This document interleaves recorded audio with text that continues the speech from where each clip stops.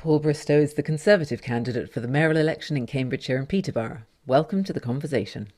Hi, Paul. Good to see you again. Today we are going to talk about mayoral tax, the GCP, and adult education. Okay. Where should we start? Where do you want to start? What's your favourite topic or least Start the favourite? GCP, shall we? Let's start there. Oh, yeah, great. Love it. Okay, so first of all, what does GCP stand for? Well, it stands for Greater Cambridge Partnership. And the Greater Cambridge Partnership, who are they? I can hear listeners, kind of asking. Well, Well, the first Greater of Cambridge, all, sorry to interrupt you, but first of all, is it a company or is it a council? Is it an elected body? Is it a paid for situation? How does it? So yeah, tell us all about it. What is it indeed? it's a body that was set up by the Conservative government, if we're being honest, back in the day, and the idea was to create a body solely responsible to provide a number of solutions and infrastructure and transport solutions for the Cambridge and South Cambridgeshire, because it was identified as an area that was going to require infrastructure because it was growing, economically really important, and in theory, it's not such a bad idea. But the problem comes because it's not elected. It's the councillors do sit on it, but they come from either South Cambridgeshire District Council, the County Council, and I believe Cambridge City Council. So that is the great, and it's got business representation on it, and it's got all sorts of other kind of people on it. But it kind of acts as a body without real reference to anybody else, and we've got and the element of accountability in Cambridgeshire is already confusing because we've got Cambridge City Council, as I said, we've got South Cambridgeshire District Council, we've got the Cambridgeshire County Council, and of course we've got the Mayor and we've got the Combined Authority. So there are lots of different bodies and organisations all kind of feeding in to one another, and it's pretty unsatisfactory, really. And no one really knows who's responsible for what. So, for example, right, the Greater Cambridgeshire Partnership comes up with policies such as a congestion charge for Cambridge. That was perhaps the most infamous and unpopular policy, but they don't run the roads, do they? The roads are run by the county council. In terms of busways, the buses are run by the mayor. So there's all sorts of different contradictions. And quite honestly, a lot of these bodies often have contradictory policies. For example, if I become mayor, there's no way I'm ever going to introduce a congestion charge. There's no way I want to see busways concrete through Coat and Orchard. But obviously, this is what the GCP wants, and it may also differ from what the City Council wants, which is Labour ran. It may differ entirely from what the District Council wants, which is Liberal Democrat ran. So look, my solution to this accountability problem is to scrap the GCP. Lots of their policies, like the busways, are hated. Lots of their policies, like the congestion charge, they were forced into a humiliating U-turn. They spent nearly £300 million, and people don't know what they've got for it. Mostly on plans and consultations and proposals, but have delivered absolutely nothing. So why don't we give the powers of the GCP to the Combined Authority, to the mayor? That's what a mayor is supposed to do. And I will never introduce congestion charging, and I will never ever want to see busways through places like Coat and Orchard. It just won't happen if I'm there. Oh, it's good to know that. What confuses me, I suppose, is the conflict between the combined authority, i.e., the mayor's office, and the GCP, because it seems to me that there's a tension between those two authorities, and that perhaps when the combined authority was originally created, that would have been the perfect time to disassemble the GCP. It confuses me why it wasn't taken apart and removed when the combined authority was introduced because of that tension. What do you think? I quite agree. I don't understand either, but I think it was a brainchild of civil servants and the then coalition government, Conservative coalition government from 10 to 15, and I think it seemed like a good idea at the time, but it's just. And in the absence of a combined authority, yes, it probably is a good idea. It was a precursor to having a combined authority, but then at the advent of the combined authority, it would have been sensible just to retire the GCP, perhaps. Indeed, but organisations don't necessarily. Turkeys don't vote for Christmas, do they? Right. And organisations want to justify their own existence. And I think a lot of the time, some of these schemes have come about because they have to do something. Okay, we need to do something, and this is something. And so just don't. You don't have to do these things, but they are just Mm. desperate to come up with something to justify their own existence. That's why we got the busways. That's why we had the congestion charge, forced into a humiliating U-turn on that. But believe you me, it's not dead because the plans are all about modular shift, getting people out of their cars, onto buses, onto public transport. Nothing wrong with that, you say. But if you want to build, hundred thousands of new homes around South Cambridgeshire and Cambridge, the idea that people are going to stop using cars is just by 15%, and that's the mayor's plan. Is just for the birds, and I think Mm. that's silly, really. But I think, well, it comes back to, I feel like a stuck record continuously saying this, but it comes back to choice, doesn't it? It does. If there is choice, people will probably choose different ways of getting around, but at the moment there isn't actually that choice. So Yeah. it would be unfair to discriminate against people who drive cars. Okay, so is that the GCP in a nutshell, do you reckon? I mean, they do other things as well. I mean, bridle paths and sort of all this sort of stuff, which are important. But I don't think it justifies £600 million worth of expenditure, do you? It does sound like a lot, no. I'm sure we could do with saving that. I wonder if taxpayers would get a rebate if there was any way. That'd be nice. Can you imagine? Does the GCP money show up on people's council tax bills? Like where does it? Do you know where it shows? I'm not because I No, because how do people? they get money from government, really. So that's it's not paid for Okay. locally. So it's a central government. They've been given a pot of money by central government. But look, there will be money spent by the district councils, the city councils, and the county councils, if not just on officer time and resource, Mm. trying to serve the GCP. Well, indeed, if as you say, if councillors sit on the board of the GCP, that's time away that they're taking from their duties as councillors. Mm. Remember, South Cambridgeshire District Council is only working a 4-day week, Harriet.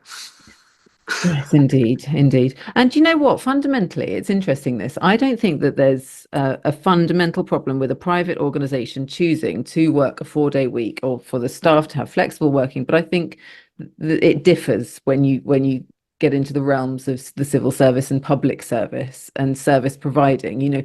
In private service providing entities, you wouldn't work a 4-day like in the post office or which is indeed private now, but in shops and so on and so forth, they strive to actually provide that service, That's and it right. works better, and they get known for giving a good service, and people are happy with it, and they do better commercially. So it's interesting to note that someone in the service economy, if you like, public service or otherwise, would actually think that it's good value for money to reduce those hours worked. The Harriet confession. Okay, so I Confession, go on want then. confession. Once when I ran my own business, I didn't work for 5 days for a period of time because it was my business, and I worked like the bejeebers to set it up to start with to get that business successful. I worked many more than a 5-day working week to get it successful. But when it got to the point where it was making profit, I was employing 14 other people. I was managing director of the business. But guess what? I was busy trying to also get myself elected to Parliament in Peterborough in 2019. So I paid myself a nice salary, but I didn't necessarily work 5 days. But that was my money. I could decide what I wanted to do. It was the company's money. It wasn't Exactly. taxpayers' money. And I think that's the Exactly. difference, right? There's a definite difference, and I think it's worth pointing that out. And that I think probably brings us nicely on to the notion of mayoral tax. Yes. So we've got it's known, everybody knows, I think, I hope, that the different bodies, the elected bodies, charge different amounts of money to the individual taxpayer. It's all listed in a council tax bill who pays how much is paid to each body. It's called a precept, which I think Yeah. derives from something Latin, which is effectively an instruction. So it's an instruction to pay this money. So Is that right? yeah, yeah, yeah. One body instructs the other body that this is how much money they're going to be needing for the next tax year. Every day's a school day. You taught me something. And then And yeah, that's why it's called a precept, because in we don't really use that word in everyday language, really, do we? So I thought it'd be worth investigating. Um, and the mayoralty, the combined authority is no different, or is it? And this is the real question, because um, there's this sort of, I suppose, acceptance that these bodies do need to charge for the service that they provide, and they do that by way of council tax. But and it's true that it is true, but the idea that A has to happen at all and B has to go up every year isn't quite so true. So yeah, over to you. Well, let's start with some good news, okay? Right. Okay. Let's talk about the success of our campaign. The mayor wanted to raise the precept again. He promised he wouldn't introduce a mayoral tax. He did. At the start of this financial year, he then increased it by 200%. And for next year, he wanted to increase it and whack it up even more. But we, the great people of Cambridgeshire and Peterborough, stopped him because he had a consultation. The consultation depends on a very small number of people taking part. If you ask people if they want to pay more tax, they'll normally say no. So he hoped that hardly anyone would take part, and he could turn around and said he's consulted the people, and this is what we're going to do. It's just another excuse to try and avoid accountability. This is, you take decisions. You're elected to take decisions, not keep farming everything off to consultation every 5 minutes. But anyway, so the point is, he put this out to consultation, and we publicised that consultation across the county. He wanted no one to do it, but we ensured that thousands of people contributed to this consultation, and a throbbing 94% said don't increase the precept. So he heard that loud and clear. He reversed his plans and he has frozen the precepts. That's great news.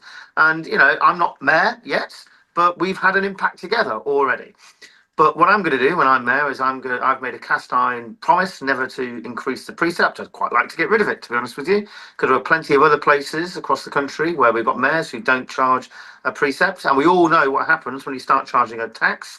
They inevitably go up and up. I mean, did you know, for example, that income tax was only introduced to pay for the Napoleonic War, and it was promised that it was just a brief thing to pay for the Napoleonic War. Well, that's 200 years later. We've still got it. 220 years later, we've still got a tax. So there you go. So they didn't keep that promise, did they, at the time? So, but if you look in London, the mayor's precept or the mayor's tax is not just a small piffling amount. It's hundreds and hundreds and hundreds of pounds for households each and every year. If we're not careful, that's what will happen here. So I've made a cast iron promise never to increase it. But I'll tell you what I will do. I will be honest. I'll tell you a little story. So I went to the CPCA this week to talk about the Bears bus franchising plans. And the CPCA is the Cambridgeshire and Peterborough Combined Authority. Sorry, forgive me. I often talk in jargon of these things. So that's the combined authority, yes. So I went there to talk about a number of things, but one thing we got to talk about was the mayor's mayor's bus franchising plans, because I think there was a fear that should I become mayor, that I will reverse this. I mean, I think it's pretty low of the mayor, especially as he's leaving now. He's resigned, and he's announced that he won't be standing. But what he's done, he's signed an agreement which then commits his successor, which I sincerely hope is me, to his bus franchising model. Now, it's not, I've got anything necessarily against buses. I want to see better services. I want to see, franchising may be the way to do it. But what he's doing, he's not giving me the freedom to make my own mind up. And he's just guaranteeing this. Now, if I wanted to reverse it, which it would take 18 months of consultations and processes and things like that, which I'm not going to do because I think it's unwise. I don't want my entire time as mayor, if I'm mayor, to be focused on buses. So, and a row about whether we franchise or not. So I'm going to have to try and make his model work somehow. But the problem is his model is guaranteed on the finances of a 15% decrease in the number of people driving their cars and a doubling of the number of people using the county's buses. Now, I think that's not just a little ambitious. I think that's just, it's just ridiculous. I don't think that would happen in a million years. So the problem is, if that doesn't happen, that's going to cost the combined authority lots of money. And who's going to pay for that? Indeed. The taxpayers. That means the precept, that is a model for the precept to go up.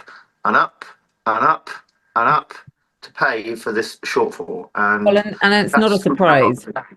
Like you say, it's disappointing that he's done it, particularly since he's not seeking re-election. So it's almost as though he did it because he doesn't care what people think of it. Because, you know, the whole point of being elected is that if you do something that people don't like, they don't elect you. But he's not even standing. So it almost should have made him exempt from being able to sign such a contract well, I would have in the thought so, first wouldn't place. you? But I would have thought also so. it's not surprising in because he's a Labour politician. It's not surprising. That's the key point to consider here.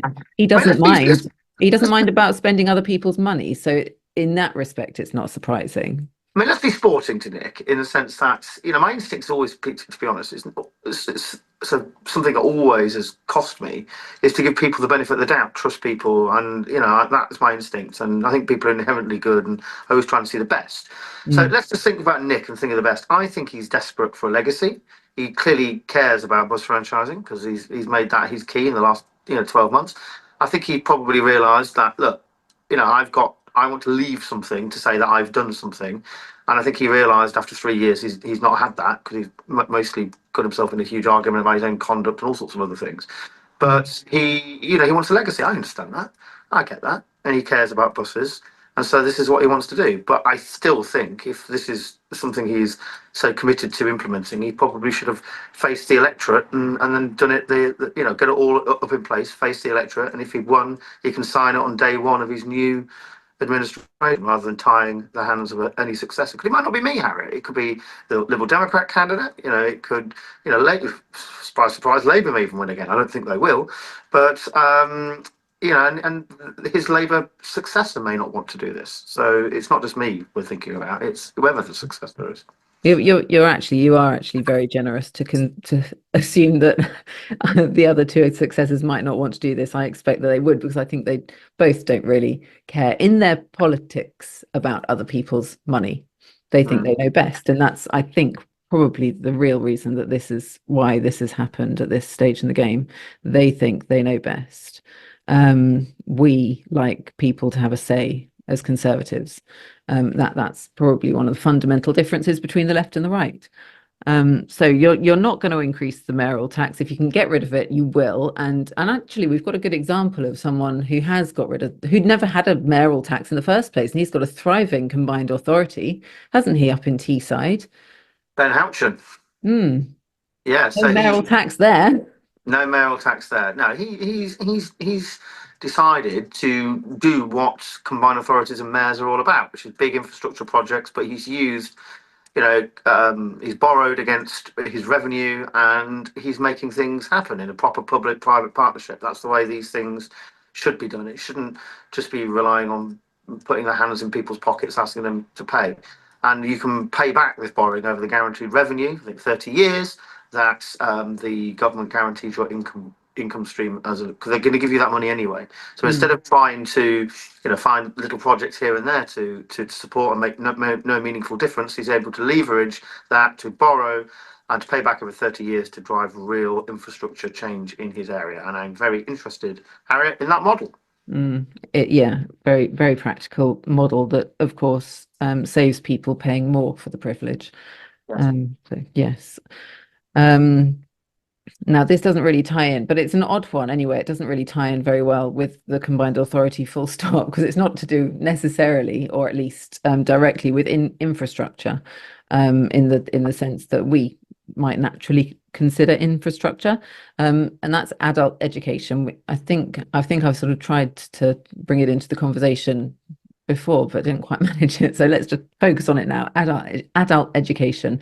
When we think of Cambridgeshire, we don't necessarily think of a deficit in any kind of education because the university in Cambridge is so dominant. Yes. It's so famous, it's almost infamous. Yes. And that isn't necessarily always positive for an area in its totality. So look, I mean, skills are an important part of the mayor's budget, and you're right about Cambridge, the university being absolutely dominant. It's the university is it's obviously a massive plus for Cambridgeshire. It's obviously a massive plus. It drives people to the city, it gets people there, and all the rest of it. But it does seem sometimes like the only show in town. and especially when we talk about education.